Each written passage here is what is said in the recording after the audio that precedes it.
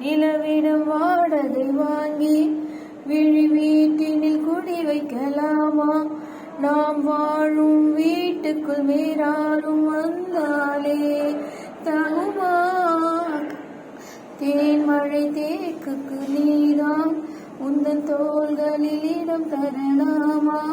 நான் சாயும் தோல் மேல் வேறாரும் சாய்ந்தாலே தகுமா?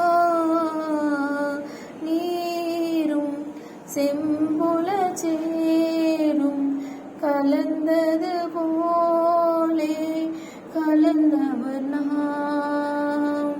முன்பே வா என் அன்பே வா, பூ பூவாய் பூ பூவா. நான் நானா கேட்டேன் என்னை நானே, நான் நீயா நெஞ்சம் சொன்னதே.